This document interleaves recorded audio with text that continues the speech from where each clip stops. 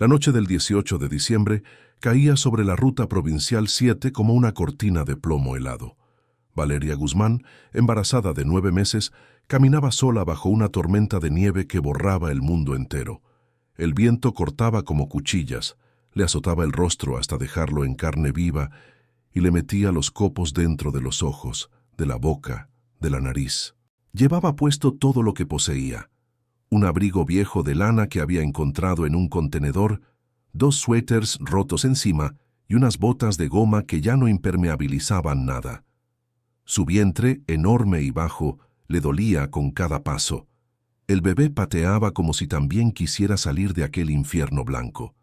Hacía 3 días que la habían echado del refugio de mujeres porque no había camas, y desde entonces dormía donde podía: portales cerrados, paradas de colectivo, debajo de puentes. El padre del niño la había abandonado al enterarse del embarazo. Su familia la había cerrado la puerta en la cara. Ahora solo quedaba ella y el peso de una vida que aún no nacía. La nieve le llegaba a las rodillas y cada paso era una guerra contra el frío que le entumecía los dedos de los pies hasta hacerlos desaparecer. El aliento se le congelaba en la bufanda, formando una costra de hielo.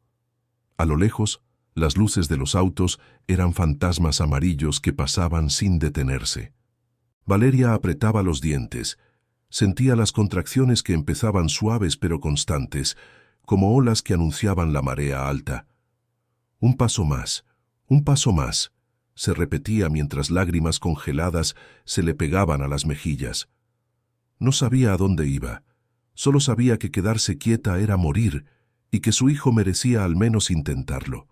En algún lugar adelante, entre la nada blanca, había visto un cartel medio borrado que indicaba Estancia Los Álamos, 20 kilómetros. Un nombre de ricos. Un lugar imposible. Pero era una dirección, y en la tormenta tener una dirección era tener esperanza. A las 3 de la madrugada la tormenta se volvió un animal vivo que rugía y mordía. Valeria ya no sentía las piernas. Avanzaba por pura voluntad, apoyando las manos enguantadas en el vientre, que se contraía cada vez con más fuerza. El dolor era un fuego dentro del hielo, una contradicción que la mantenía despierta. La sangre caliente le bajaba por los muslos, tibia al principio, luego helada al contacto con el aire. Sabía lo que significaba: el parto había comenzado. «No aquí, por favor, no aquí», susurraba entre dientes mientras la nieve le llenaba la boca. Las luces de los autos habían desaparecido. La ruta era un túnel blanco sin salida. En un momento tropezó y cayó de rodillas. El impacto le sacó un grito que el viento se tragó al instante. Quedó allí, jadeando, sintiendo cómo el bebé empujaba hacia abajo con una urgencia que ya no admitía espera. Se arrastró hasta un cartel cubierto de escarcha, lo limpió con la manga y leyó con dificultad: Estancia Los Álamos, 4 kilómetros. 4 kilómetros. Era una eternidad y era nada. Se puso de pie ayudándose del poste. Sintió que algo dentro de ella se rompía. El agua, caliente, abundante. Y corrió por sus piernas hasta congelarse en los tobillos. Ya no caminaba. Corría torpemente, resbalando, cayendo, levantándose, con el abrigo abierto porque el esfuerzo la quemaba por dentro. El dolor era ahora una garra que le apretaba la espalda baja y le bajaba hasta las rodillas. Cada contracción la doblaba en 2. Pero entre una y otra seguía avanzando, porque detenerse era parir en la nieve y ver cómo su hijo se ponía azul en minutos. De pronto, entre el aullido del viento, creyó ver luces. No las amarillas de los autos, sino luces cálidas, doradas, que brillaban como un faro al final del mundo. Eran las luces de una reja inmensa, y detrás, el perfil borroso de una mansión que parecía sacada de un cuento de hadas para gente que nunca había tenido frío. La reja estaba cerrada, coronada de puntas doradas cubiertas de hielo. Valeria se aferró a los barrotes con manos que ya no sentían. Gritó con lo que le quedaba de voz, un sonido ronco y animal que apenas salió. Las contracciones llegaban cada 2 minutos. Sentía la cabeza del bebé presionando, abriendo paso. Golpeó la reja con los puños, con la cabeza, hasta que la sangre le corrió por la frente y se congeló en mechones rojos. Entonces se encendieron reflectores. Un haz de luz blanca la cegó y oyó voces, pasos apresurados, el ladrido de perros lejanos. Dos hombres con abrigos largos aparecieron corriendo. Uno habló por radio mientras el otro abría la reja a toda velocidad. Valeria se desplomó en sus brazos en el preciso instante en que otra contracción la partía en dos.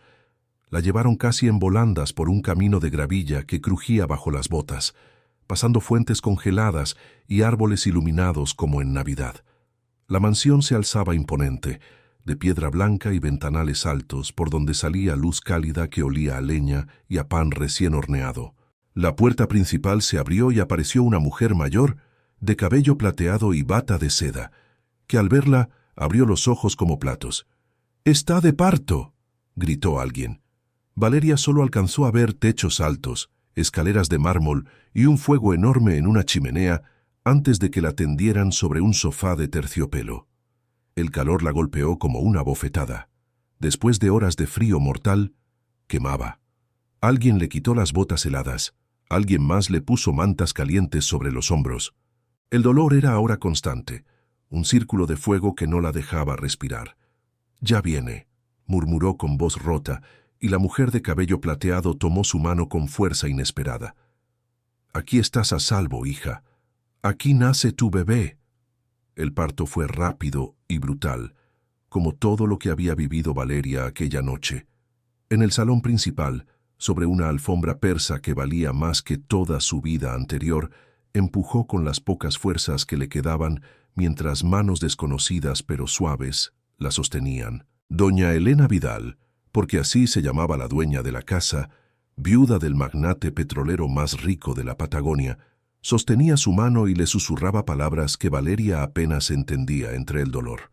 Un médico de la familia, despertado a las 4 de la mañana, llegó con su maletín y cortó el cordón con tijeras de plata. El llanto del bebé llenó la sala como una campana. Fuerte, sano, furioso con la vida. Era una niña, pequeña, morada, perfecta. Valeria lloró sin sonido, lágrimas calientes que le quemaban las mejillas congeladas. Alguien envolvió a la bebé en una manta de cashmere y se la puso en el pecho. El calor de ese cuerpo diminuto fue lo más hermoso que había sentido jamás. Doña Elena, con los ojos llenos de lágrimas, acarició la cabeza de la recién nacida y luego la de Valeria. «Se llamará Milagros», dijo con voz temblorosa, «porque esto es un milagro». En ese momento Valeria se dio cuenta de que la mansión estaba decorada para Navidad. Pero no había niños, ni fotos, ni juguetes, ni risas infantiles, solo silencio y un árbol enorme lleno de luces que nunca se habían encendido para nadie. Doña Elena, con voz quebrada, confesó que había perdido a su única hija en un accidente 30 años atrás, el mismo día de Nochebuena, y que desde entonces la casa estaba muerta. Hasta esa noche, los días siguientes fueron un sueño del que Valeria temía despertar. La instalaron en la suite más grande, con vistas a un parque cubierto de nieve que ahora parecía de postal. Enfermeras privadas cuidaban de Milagros. Valeria comía alimentos que nunca había probado y dormía en sábanas que olían a lavanda y a sol. Doña Elena no se separaba de la niña. La cargaba, la mecía, le cantaba canciones de cuna en voz baja, mientras lágrimas silenciosas le corrían por las mejillas. Una tarde, sentada junto a la chimenea, la anciana le entregó a Valeria un sobre con documentos. «Esta casa, las tierras, las cuentas, todo será de Milagros cuando yo falte, y tuyo mientras vivas». Valeria intentó protestar, pero doña Elena la detuvo con una mano temblorosa. «Tú me devolviste a mi hija, aunque sea en otra forma. Déjame devolverte una madre a ti y a ella». La transformación fue lenta pero profunda. La mujer que había caminado 20 kilómetros en la tormenta para salvar a su hija, ahora aprendía a ser hija otra vez. Aprendió a reír sin culpa, a aceptar el calor sin miedo a que se apagara. La Navidad llegó una semana después. Por primera vez en 30 años, el árbol de los álamos se encendió lleno de juguetes, y la mansión se llenó de voces infantiles, porque doña Elena había invitado a los hijos de los empleados para que Milagros nunca estuviera sola. Valeria, de pie junto a la ventana, viendo caer la nieve que ya no era enemiga, abrazó a la anciana que lloraba de felicidad. La embarazada sin hogar que había cruzado la muerte caminando, había encontrado al final del camino, no solo refugio, sino una familia que la esperaba desde siempre. Y en los brazos de su hija, bajo luces doradas y el aroma de pino y chocolate caliente, entendió que los milagros no caen del cielo.